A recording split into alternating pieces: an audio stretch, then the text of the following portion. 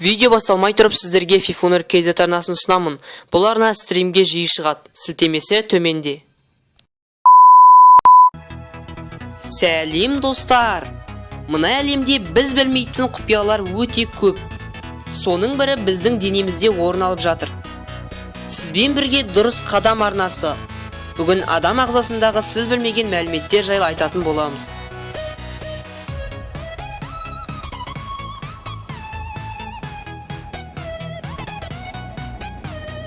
Ата-ана жайлы деректер. Әр адамның миында өз ата-анасы жайлы деректер сақталған. Мысалы, сіздің анаңыздың көзі көк, ал әкеңіздікі қоңыр. Сіз әкеңізге тартқансыз, бірақ бойыңызда анаңыздың көзі жайлы ақпарат сақталған. Осылайша сол ақпарат сіздің балаңызға дарып, сіздің балаңыздың көзі көк түсті болуы мүмкін.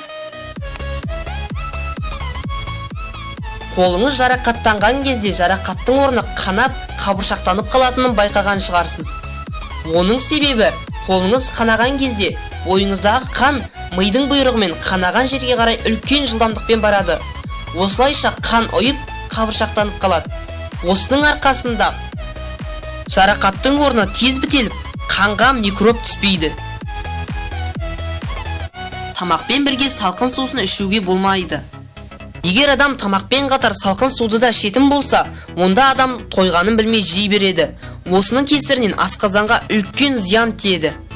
Науқастың сүйегі сынған кезде не істейтінін білесіз бе? Ештеңе. Тек сүйектерді бір-біріне жақындатып қояды. Себебі адамның сүйегі өз-өзін емдей алатын қасиетке ие. Видеоны лайк басып, арнаға жазылуды ұмытпа.